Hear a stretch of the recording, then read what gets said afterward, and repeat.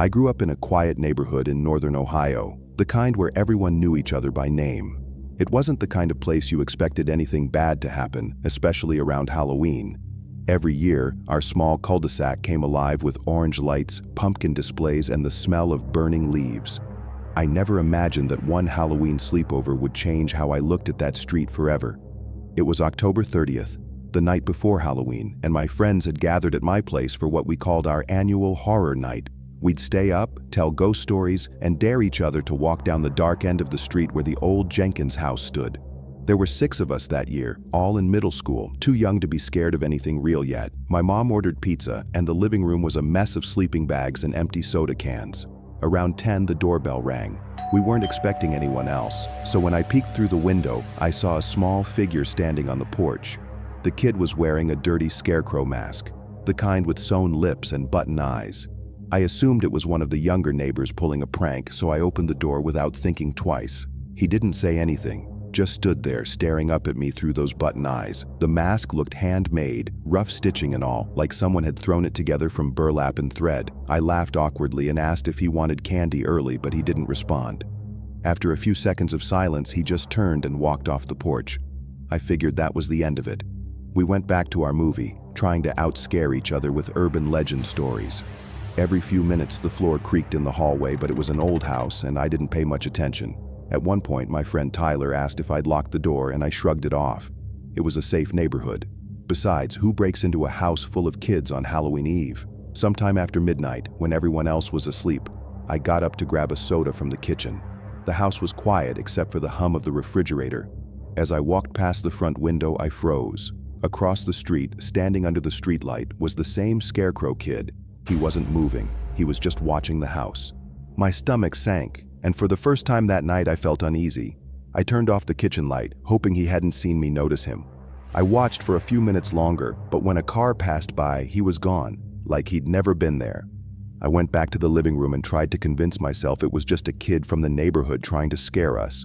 I didn't tell anyone, not because I wasn't scared, but because I didn't want to sound paranoid. Still, I kept hearing faint noises outside, soft crunches, like someone walking on dry leaves. I remember lying there, staring at the ceiling, thinking about that mask. Something about it didn't look store-bought. It looked old, like it had been worn before, many times. The next morning felt normal enough, though I barely slept. The sun filtered through the blinds, making everything seem harmless again. Tyler was the first to wake up, complaining about the creepy creaks he heard in the hallway. I laughed it off, even though I'd heard them too. None of us mentioned the scarecrow kid. By afternoon, we were outside tossing a football, pretending we weren't exhausted from staying up half the night. A few of the younger kids from down the block came by in costumes, showing off their plastic pumpkins.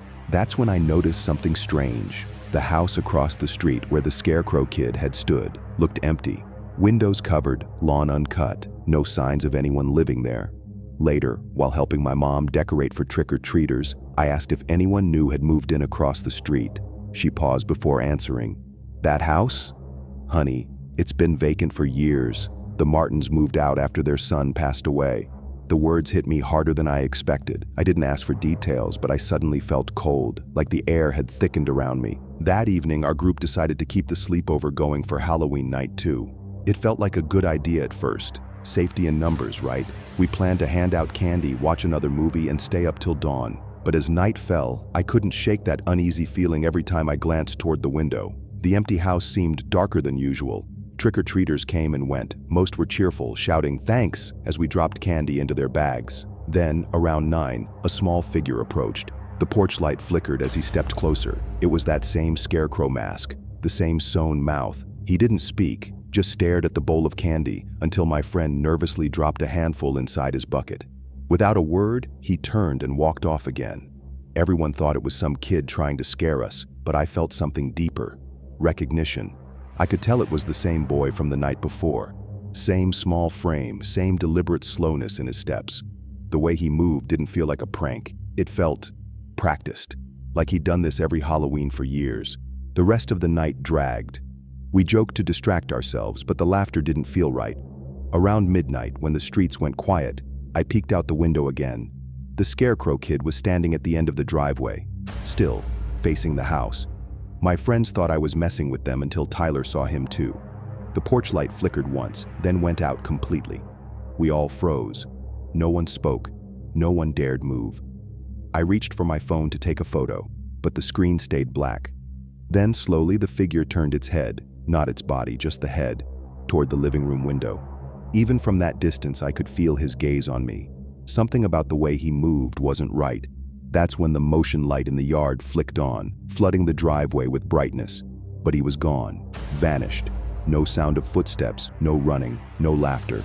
Just the quiet rustle of wind moving the leaves across the pavement. None of us went near the window after that. I barely slept that night. Every creak, every gust of wind made my chest tighten. The house felt alive, like it was holding its breath with us. Around 3 a.m., I heard what sounded like soft footsteps on the porch, slow and deliberate, stopping right outside the door. No one else stirred. I thought about waking Tyler, but didn't want to sound paranoid again. The sound came again. 2 faint knocks this time, evenly spaced. I held my breath, waiting for a voice, a laugh, anything that would prove it was a prank. Nothing came. Just silence pressing against the windows. After a few minutes, I gathered enough courage to peek through the blinds. The street was empty, lit only by the dull orange glow of the streetlight. No scarecrow, no trick-or-treaters, nothing but the quiet hum of the neighborhood. I told myself I'd imagined it, but my gut wouldn't let it go. When morning came, sunlight felt unreal. Too bright, too safe. My mom was already in the kitchen when we stumbled in for breakfast. She looked at us with a confused expression. "Did you guys see all the footprints outside?" she asked. We ran to the porch and saw them. Dozens of small prints leading up to the door and back toward the street. They weren't shoe prints. They looked more like the outline of worn, flat soles. My mom assumed it was leftover from the kids last night, but I knew better. The steps led across the road, straight to that abandoned house. Its door, which had always been shut tight, now stood slightly open. By noon, police cars were parked out front. My mom said someone had called about suspicious activity near the empty property. I watched from my window as 2 officers walked up to the porch, disappearing inside. When they came out, their faces looked unsettled, like they'd seen something they didn't understand. One of the officers knocked on our door later that afternoon. He asked if we'd noticed anyone strange in the neighborhood last night. I hesitated before describing the Scarecrow Kid. The officer frowned and glanced at his partner. "You're sure about that costume?" he asked quietly. When I nodded, he exhaled through his nose and thanked me for my time. Before leaving, he said something that stuck with me. "The Martin's son used to wear a scarecrow mask every Halloween," he told my mom. "He went missing 3 years ago. We found the mask this morning."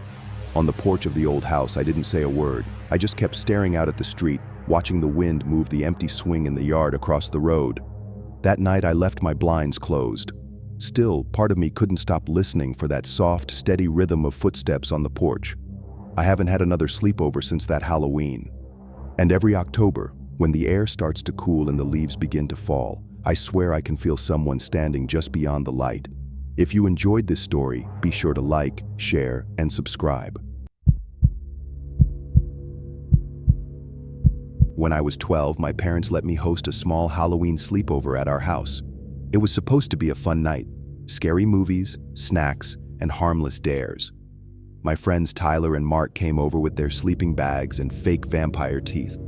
We stayed in the living room while my parents went to bed early, or at least that's what we thought. Our house sat at the end of a quiet cul-de-sac, backed by a stretch of trees and an old wooden fence. Beyond that fence was a narrow backyard gate that barely held together with rusted hinges.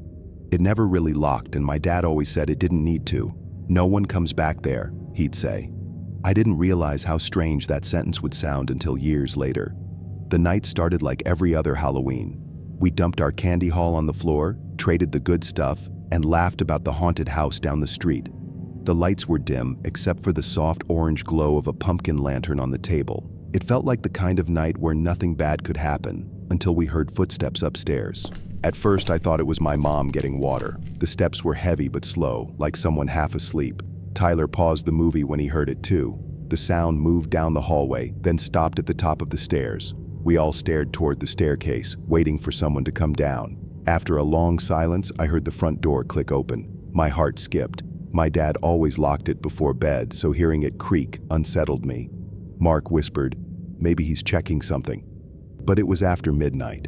What could he possibly need to check outside at that hour? I peeked through the curtains and caught a glimpse of him walking across the yard in his robe. His steps were unsteady, almost mechanical, like he wasn't fully awake. He moved straight toward the back fence toward that old gate. The night air felt heavier, and for the first time I didn't want to know what was beyond it. We argued quietly about whether to follow him. Tyler said it looked like he was just checking on something. Mark thought he might be sleepwalking. I wanted to wake him, but my mom's voice echoed in my head. Never wake someone who's sleepwalking. So we just stood there, watching as he stopped by the gate and faced it, completely still. Minutes passed.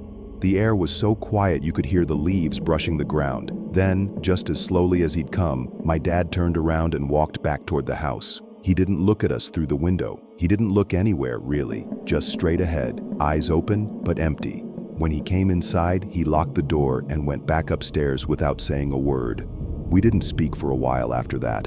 I remember lying awake for hours, staring at the dark ceiling, wondering why he'd gone to the gate at all. Something about it didn't feel right, like he wasn't going there on his own. The next morning, I expected my dad to act strange or at least mention what happened, but he was perfectly normal, making pancakes, teasing us for staying up too late. When I asked if he'd gone outside last night, he looked confused and said he hadn't. He even laughed when I told him what we saw. I remember his eyes, though. They looked tired, like he hadn't really slept at all. He brushed it off, but I noticed small dirt stains on the bottom of his robe. I didn't say anything about that part. We packed up our sleeping bags, joked about the night, and Tyler swore my dad was just playing a prank. I almost believed him. That Halloween became a story we told for fun. Remember when your dad went zombie mode? But the next year, when October rolled around again, I noticed my dad acting distant. He'd sit on the porch at night staring at the backyard, the same direction as the gate. Mom said he was just tired from work, but even she avoided talking about it. When Halloween night finally came again, my friends were back for another sleepover. This time it was just me and Tyler. We set up the living room the same way. Candy piles, horror movies, and sleeping bags by the couch. Everything felt normal until my dad came downstairs after midnight. His eyes were open, but he wasn't looking at us. He walked straight past the TV, past the front door, and out toward the yard again. His pace was steady but unnatural, like someone following a signal only he could hear. Tyler froze. "He's doing it again," he whispered. We both ran to the window, and sure enough, my dad was heading toward the gate. The same one, same steps, same eerie calm. We didn't move. We just watched him stop there again, facing the fence. This time I thought I saw something else. A faint movement beyond the gate, like a shadow shifting behind the boards. I blinked, and it was gone. When Dad turned back, his expression was blank, like he didn't even see us. When he came inside, his robe looked damp near the bottom, like he'd been standing in wet grass for hours. I asked Mom about it the next morning, but she just frowned and told me to drop it. She said he'd been having sleep issues around this time every year since before I was born. I didn't know what that meant, and she didn't explain. That night, after Tyler went home, I walked out to the backyard alone. The air was cold and heavy. I stopped a few feet from the gate, just staring at it. The wood looked darker than usual, almost burned at the edges. The latch was rusted shut, but somehow it still moved a little, as if something had recently pushed it from the other side. I didn't sleep much that night. Every time I closed my eyes, I pictured him standing there again, motionless, facing that gate like he was waiting for someone. I told myself it was nothing, but deep down, I felt like the gate wasn't just part of our fence anymore. It was something else entirely. By the time the third Halloween rolled around, I'd stopped asking questions. My mom barely spoke about it, and Dad acted like nothing ever happened. But the nights leading up to Halloween were the worst. I'd hear faint footsteps in the hall, slow, heavy, and always heading toward the back door. Every time I found it locked in the morning, but the floorboards told a different story. That year, Tyler couldn't come over, so it was just me. I told myself I'd stay up all night to watch him, to make sure he didn't go outside again. Around midnight, I heard the familiar creak of the stairs. My dad's shadow moved along the wall, tall and sluggish. He wasn't wearing his robe this time, just a plain shirt, and his eyes looked empty. He walked past me without a sound. I whispered his name, but he didn't flinch. The front door opened, the same slow click. I followed him out quietly, careful not to wake Mom. The backyard was colder than usual, a thin fog hugging the ground. He stopped right where I knew he would, at the gate. This time I called out louder, hoping to break whatever trance he was in. "Dad," I said. No answer. I took a few steps closer. The fog moved around his legs like it was drawn to him. That's when I noticed something strange. The gate latch was undone, swaying slightly like someone had just passed through. The air felt charged, like before a storm. I asked again, "What are you doing out here?" His voice came out soft, almost whispering to himself. "It's waiting for me."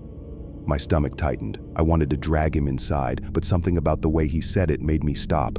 I felt like if I touched him, he'd break apart. Then he turned around. His eyes weren't blank this time. They looked terrified. He whispered, "Go inside," but his voice trembled, like he wasn't talking to me at all. I backed away slowly, my heart hammering. He turned back to the gate again, standing there in silence, and I finally ran for the door. When I woke up in the morning, the gate was closed again, the latch rusted in place. My dad was sitting at the kitchen table, pale and silent, staring at his coffee. He didn't sleep the rest of the week. He started locking his bedroom door at night, and every year after that, he'd take a motel room during Halloween week. He never told us why.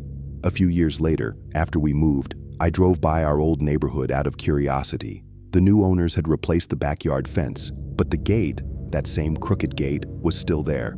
It looked newer somehow, freshly painted. For a moment, I thought I saw someone standing beside it, wearing clothes that looked a little too familiar. I don't go back there anymore. But every Halloween, around midnight, I still wake up without knowing why. And sometimes, just before I fall back asleep, I swear I hear the sound of that old gate creaking open again. I still remember that Halloween weekend like it happened yesterday. It wasn't meant to be anything special, just a small sleepover at my best friend Chloe's place, a few horror movies, some snacks, and a couple of cheap pumpkins from the grocery store. Her parents were out of town, and it felt like the perfect setup for one of those almost scary but still fun kind of nights. Looking back, I wish we'd just stuck to the movies. Chloe's house sat on the edge of a quiet street in a small Oregon town, surrounded by thick pine trees that swallowed the sound of the wind. We had been friends since middle school, and this was our first sleepover in her new place. The house had a strange charm to it, old wood floors that creaked like whispers and walls that seemed to breathe when the furnace kicked in. I remember feeling both cozy and slightly on edge, though I couldn't explain why. We spent the evening laughing at bad horror movies and eating too much candy. Around 11 p.m., Chloe suggested we paint pumpkins instead of carving them, since her mom didn't want pumpkin guts all over the counter. She said it jokingly, but her voice carried a nervous laugh that didn't quite fit the mood. We set up on the kitchen table, paintbrushes clattering in a glass jar while the TV hummed faintly from the other room. We had 3 pumpkins, 2 small ones for us and a larger one that Chloe said she found sitting on her porch that morning. It was oddly pale, its stem bent like a twisted finger. I remember teasing her, asking if she stole it from someone's yard. She just shrugged and said, maybe it wanted to be part of the fun. That small joke feels heavy in my mind now, like it meant something we didn't understand. As we painted, the house settled into silence. The wind outside made the trees sway, tapping their branches lightly against the windows. Every so often, we'd hear faint scratching sounds, probably from raccoons or the old siding shifting in the cold. Still, each noise made us glance toward the hallway, as if something unseen was moving just out of sight. It wasn't fear yet, just the kind of unease that grows when you start paying too much attention to silence. Chloe painted her pumpkin with neat black patterns, spiderwebs and crescent moons that looked like something from a vintage postcard. Mine was more chaotic, bright orange streaks mixed with uneven brush strokes.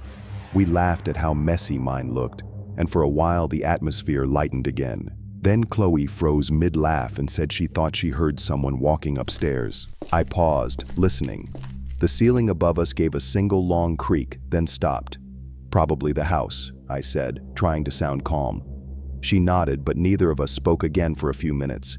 The only sounds were the soft strokes of paintbrushes and the rhythmic ticking of the kitchen clock. Outside, a dog barked in the distance, and somewhere far off, a car door slammed. By the time we finished, it was almost 1 a.m. We lined up the pumpkins on the counter to dry, proud of our little display. The big one Chloe had brought in looked strange, though. In the low light, the paint seemed darker, thicker, almost wet in a way that didn't make sense. I reached out to touch it, but something about it made me stop.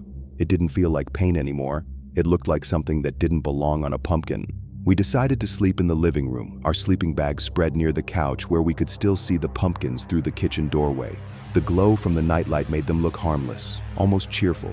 But as I lay there staring, that big pale pumpkin seemed to have changed. Its shape looked softer, like it was sagging slightly under its own weight. I told myself it was just the lighting playing tricks. Chloe eventually drifted off, her breathing slow and even. I couldn't sleep. The house made too many small noises, the kind you can't unhear once you notice them. I heard faint creaks upstairs again, followed by what sounded like a slow, dragging step. I told myself it was pipes or air ducts, anything but what my mind wanted to imagine. Still, I pulled the blanket higher and stared at the ceiling until exhaustion finally took over. When I woke up, pale light filtered through the blinds. It was quiet, too quiet. The kind of quiet that makes your stomach tighten before you even know why. Chloe was still asleep, one arm over her face. I turned toward the kitchen and froze. The large pumpkin had rolled off the counter onto the floor. Its side had cracked open slightly, as if something inside had pushed from within. At first, I thought it was just a split from drying paint. But then I saw it. Something small and white lodged halfway into the orange flesh. I stepped closer, heart pounding. It wasn't a seed. It was too smooth, too perfectly shaped. My mind didn't want to accept it, but my eyes already had. It was a human tooth. I didn't scream. I just stood there, staring at it, my mind completely blank. The air in the room felt heavier, like the walls were pressing in. I tried to convince myself it was a prank, that maybe Chloe had found a fake tooth from a costume kit, but when I nudged it with a paintbrush handle, it didn't move easily. It was embedded deep, as if it had grown there. When Chloe finally woke up, I showed her. She didn't believe me at first, but the second she saw it, her face went pale. "What the hell, Emma?" she whispered, backing away. "That's not funny." I told her I wasn't joking, that I'd just found it there. We both stared at the pumpkin in silence. For a long time, neither of us moved.